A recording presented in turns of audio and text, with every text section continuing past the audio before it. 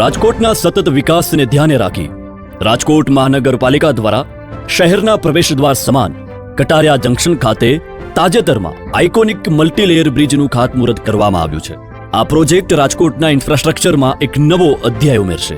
આ bridge Kalawad road અને 150 foot ring road 2 ના કટારિયા જંકશન પાસે કનેક્ટિવિટી અને મોબિલિટીમાં વધારો કરી ટ્રાફિકની સમસ્યાને ભૂતકાળ બનાવી દેશે. તેમાં iconic cable stayed flyover bridge, underbridge, plantation જેવી સુવિધાઓ સાથે રાજકોટની ઓળખમાં વધારો કરશે. આ ઉપરાંત મેટોડા અને શાપર જીઆઈડીસીના ઔદ્યોગિક વાહનોની ટ્રાફિકની સમસ્યા પણ દૂર થશે.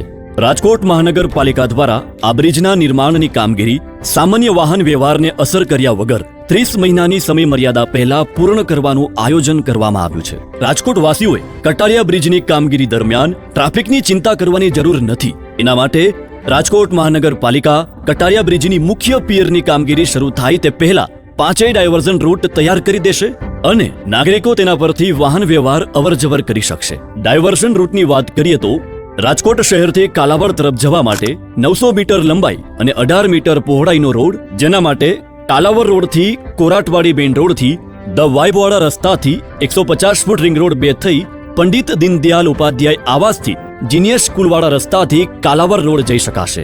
કાલાવડથી રાજકોટ શહેર તરફ જવા માટે 800 મીટર લંબાઈ અને 18 મીટર પહોળાઈનો રોડ, જેના માટે કાલાવડ રોડથી કોસ્મોપ્લેક્સ સિનેમા પહેલા સેરેનિટી ગાર્ડનવાળા રસ્તાથી કોસ્મોપ્લેક્સ સિનેમા થઈ 150 ફૂટ રિંગ રોડ 2 થઈ એલેક્ઝીર રોડથી ગ્રીનફિલ્ડ ગાર્ડનવાળા રસ્તાથી કાલાવડ રોડ તરફ જઈ શકાશે.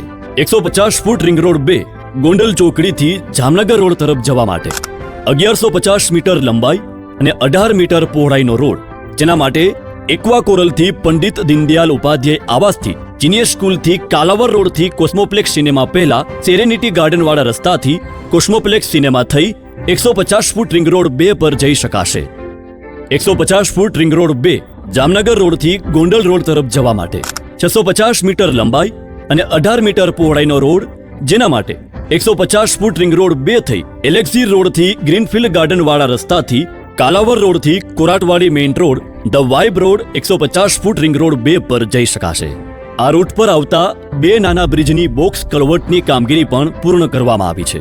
આ 4 રૂટ તો સામાન્ય વાહન વ્યવહાર માટે બનાવવામાં આવ્યા છે, પણ આની સાથે ભારે વાહનોની અવરજવર માટે પણ રાજકોટ મહાનગરપાલિકા દ્વારા રૂટ તૈયાર કરવામાં આવ્યો છે.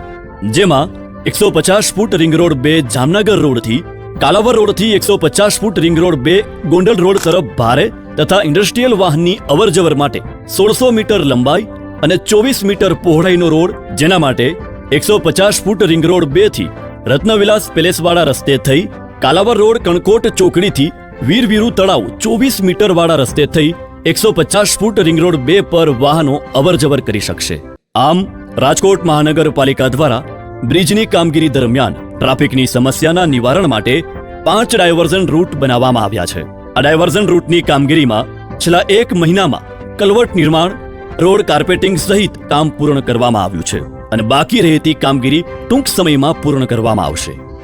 આમ બ્રિજના પિયરની કામગીરી શરૂ થાય તે પહેલા ડાયવર્ઝન રૂટ પર વાહનોની અવરજવર રાબેતા મુજબ થઈ શકશે અને સમગ્ર પ્રોજેક્ટના નિર્માણ કાર્ય દરમિયાન દૈનિક હજારોની સંખ્યામાં પસાર થતા વાહનોના ટ્રાફિકની સમસ્યા નહીં રહે. રાજકોટના નાગરિકોની સુખાકારીના ધ્યેય મંત્રને ધ્યાને રાખી રાજકોટ મહાનગરપાલિકાની ટીમ દ્વારા આયોજનબદ્ધ કામગીરીને લીધે ટ્રાફિક સહિતની અન્ય સમસ્યાઓના સમાધાનને કારણે આ પ્રોજેક્ટ સમય મર્યાદા પહેલા પૂર્ણ થઈ જશે અને રાજકોટની પ્રજાને પ્રાપ્ત થશે વધુ એક આઇકોનિક બ્રિજની ભેટ. જય જય ગરવી ગુજરાત.